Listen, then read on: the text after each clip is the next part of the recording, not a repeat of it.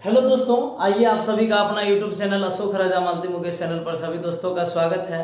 और आज जो हम क्लास लेंगे ये है एनटीपीसी सीबीटी 2 और एसएससी और ग्रुप डी। यानी कि आज सबसे पहले बात बता देता हूँ कि इसमें जो रहेगा ना मेन फोकस सीबीटी 2 पर, क्योंकि इसमें पजल टाइप का क्वेश्चन पूछा जाता है।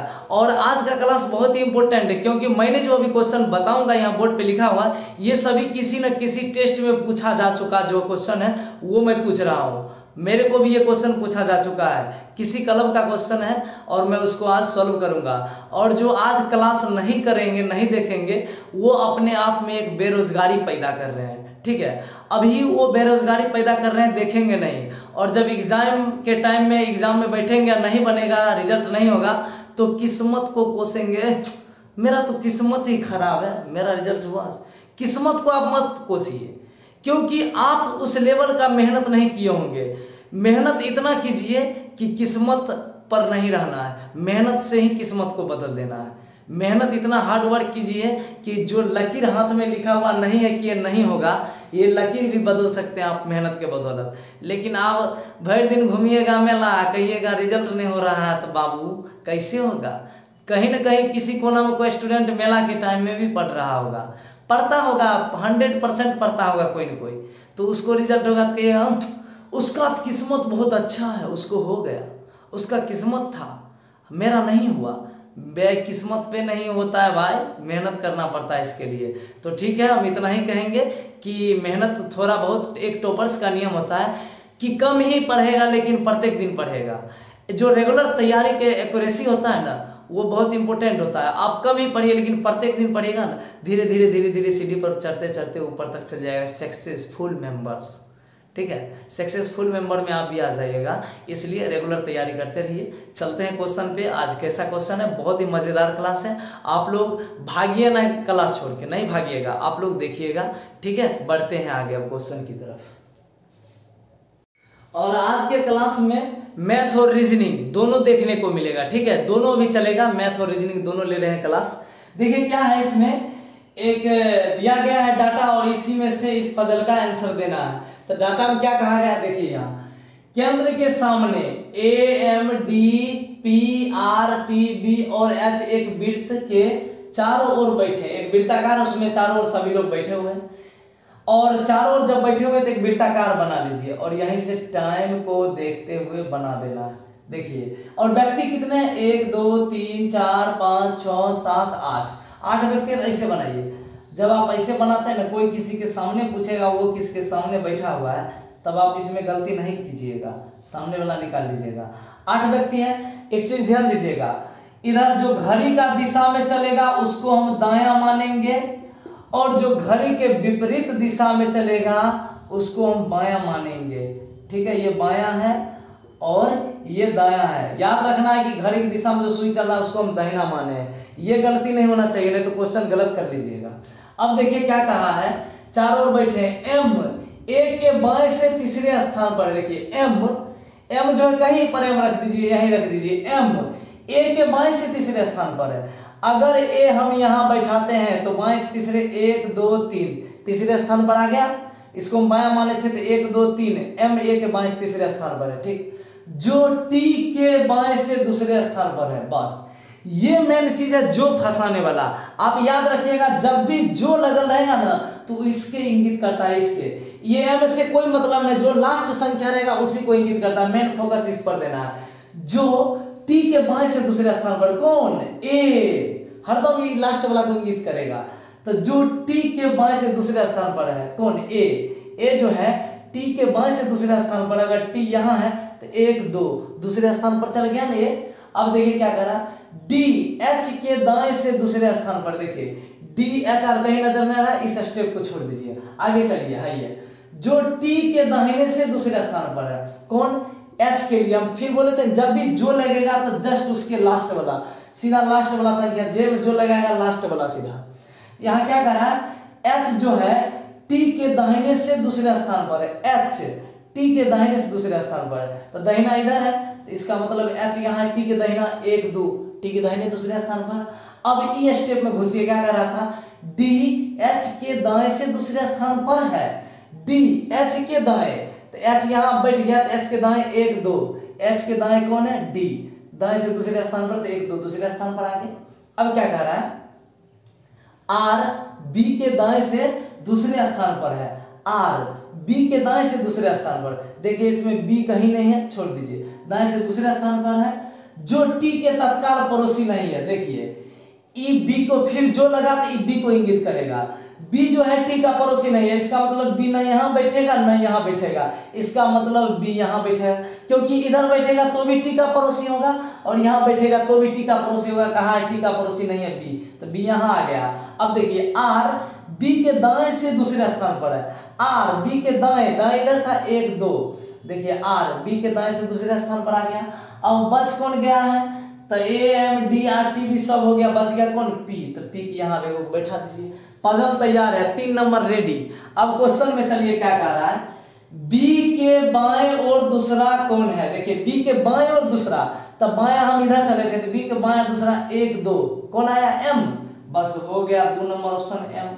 सॉरी इसमें नहीं होगा, हम उधर वाला आंसर इसमें मार दिए, ये इसमें होगा एम, सी नंबर ऑप्शन में। अब इसमें देखिए क्या कहा, एच के तत्काल बाएं कौन है, देखिए एच यहाँ पर है और बाएं हम किधर माने थे, घड़ी के विपरीत दिशा में, तो एच यहाँ है, एच यहाँ है, एच के बाएं कौन है पी, तब पी हो जाएगा ए नंबर ऑप्शन में। अब देखिए टी के दाएं तीसरा कौन है, टी के दाएं तीसरा, तो दाएं हम घड़ी की दिशा में थे, तो 1 2 3, तीसरा कौन आया एम, तो डी नंबर ऑप्शन में एम है। हो गया, समझ गए, कहीं से गलत कहीं से कोई टेंशन नहीं है। तो आपको टेंशन नहीं है तो इसको आराम से पजल को बनाना सीख लीजिए। एनटीपीसी सीबीटी 2 में कम से कम 3 पजल रहेगा, ठीक है 9 नंबर।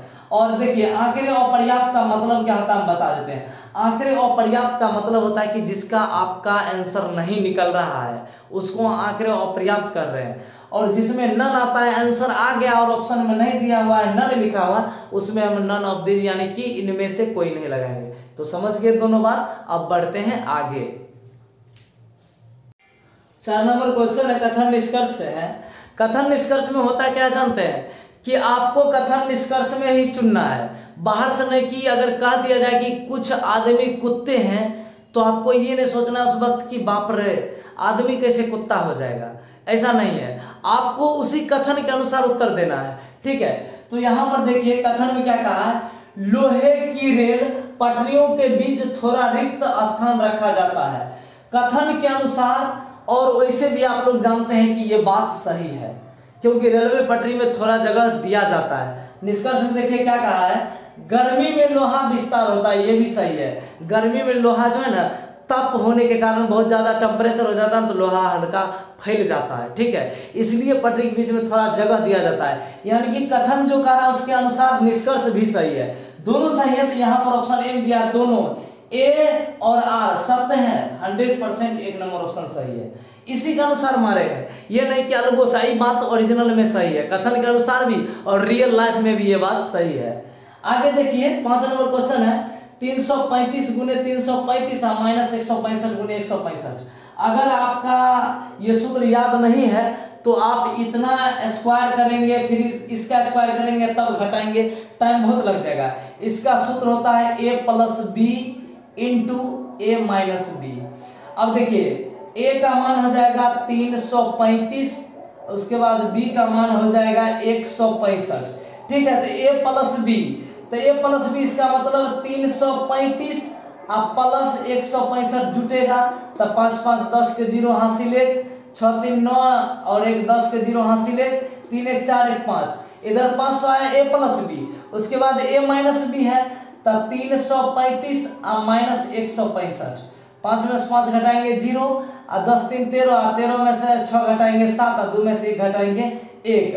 अब ये दोनों बीच में क्या था, गुणा का संबंध था, तो a प्लस बी का मान आया 500, अब बीच में कुछ नहीं है तो गुने ना है बाबू, 170 आया a माइनस बी।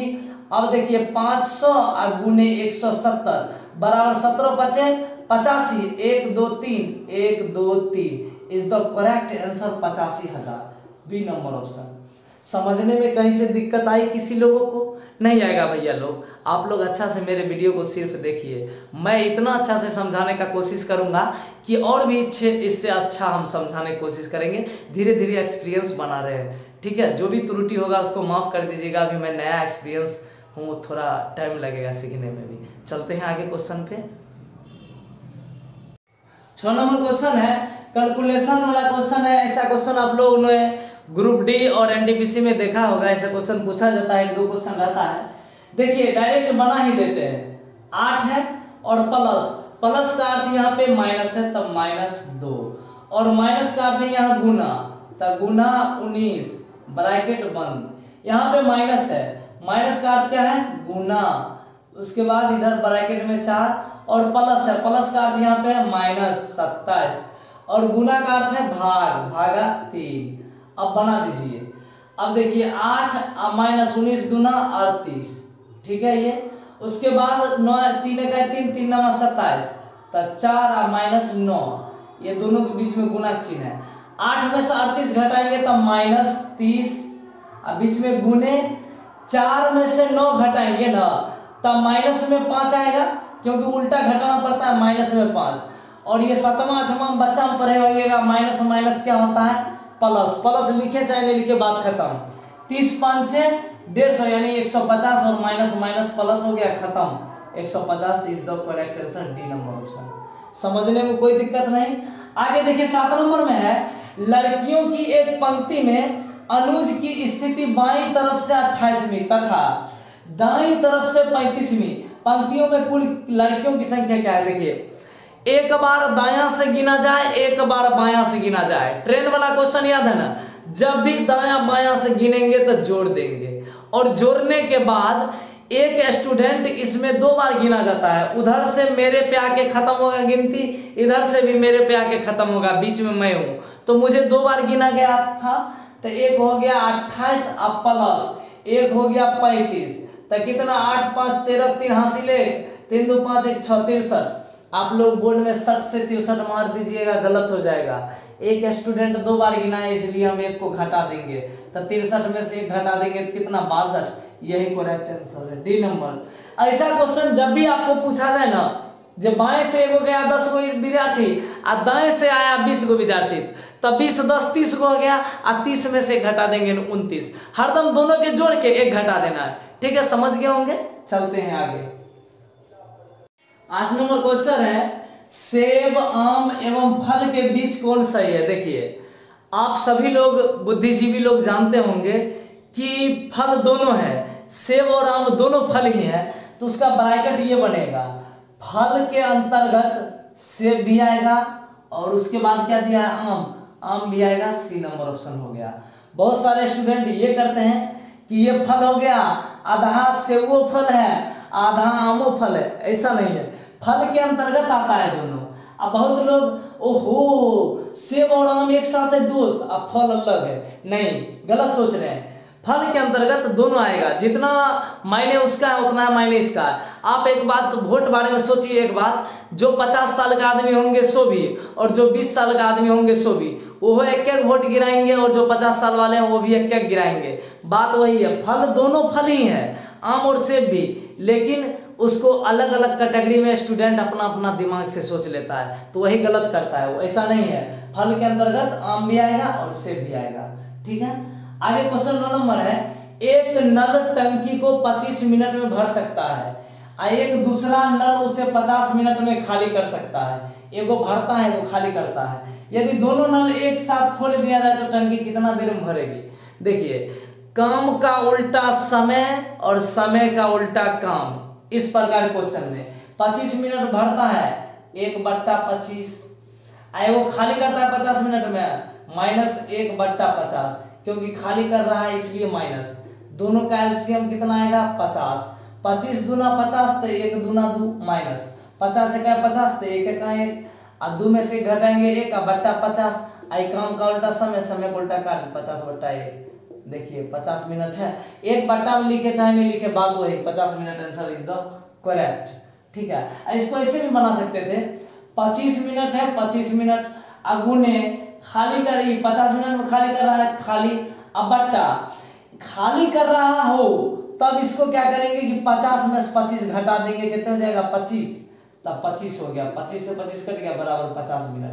कहता दोनों मिल के काम कर रहे हो तब क्या करते हैं कि 25 गुने 50 अब बट्टा 25 और 50 को जोड़ के बट्टा में 75 आता तब काटते हैं। ठीक है, समझ गए दोनों, ऐसे ही बना लेना है आपको। आगे चलते हैं। 10 नंबर क्वेश्चन है, दुर्गा भानु प्रताप की पत्नी है, ब्लड रिलेशन है। दुर्गा के बेटे विजय के 2 बहनें शालिनी और मालिनी है। शालिनी के पति मुरुगेंद्रन का एक बेटा शिवम है। शिवम भानु प्रताप से किस प्रकार संबंधित है? देखिए सबसे पहले क्या कर रहा है, दुर्गा भानु प्रताप की पत्नी है, यहां लिखिए दुर्गा जो है भानु प्रताप दुर्गा भानु प्रताप की पत्नी है, हो गया पत्नी। दुर्गा के बेटे विजय के 2 बहन शालिनी और मालिनी है। दुर्गा का बेटा क्या है से नहीं पता, यहां पर लिख दीजिए दुर्गा का बेटा।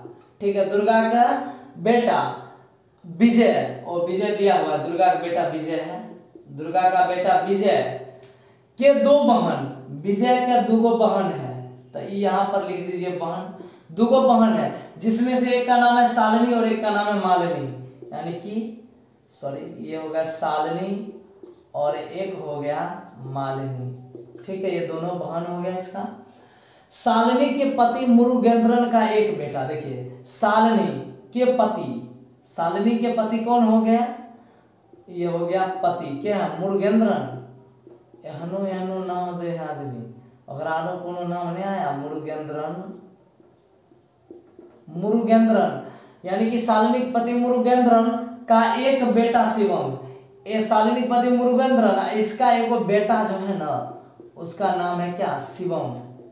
बाप रे, शिवम है। शिवम भानु प्रताप से किस प्रकार संबंधित है? जब एनआर है ना तो शिवम भानु प्रताप के कौन लग रहा है, यहां ध्यान दीजिएगा, नहीं तो ऑप्शन उल्टा पुल्टा दोनों रहेगा। अब चलिए ये हम देखिए अपना पढ़ लेते हैं। ये भानु प्रताप हम हुए, दुर्गा मेरी पत्नी, ये मेरी पत्नी हुई, और हमार पत्नी के बेटा यानी कि हमरो बेटा, हमार बेटा के बहिन हमर बेटी, हमर बेटी के पति हमर दामाद, हमर दामाद के बेटा हमर के लगेगा, नाती, हो गया नाती। डी नंबर ऑप्शन में नाती है। यहाँ नाना बाबा दिल है, जखने पूछता यहाँ पर देखिए शिवम भानु प्रताप से किस प्रकार संबंधित है, मतलब कि शिवम भानु प्रताप का कौन लग रहा है। अगर पूछ देता है यहाँ पर कि भानु प्रताप शिवम से किस प्रकार संबंधित, तब नाना बाबा लगता। ठीक है, लेकिन यहाँ पूछा है जैसे वैसे दे दिए। आप लोग इसको समझ गए होंगे बहुत ही अच्छा से। और चलते हैं, आज के लिए इतना ही, फिर अगले वीडियो में इसी धमाकेदार तहलका मचाते हुए आएंगे। आप लोग का दुआर है, बस आप लोग मेरे वीडियो को जरूर पूरा देखिएगा और अपने दोस्तों के बीच भी शेयर कीजिएगा। अच्छा लगा होगा तो एक लाइक कर दीजिएगा। बहुत बहुत आभार, बहुत बहुत धन्यवाद सभी दोस्तों को। नमस्कार।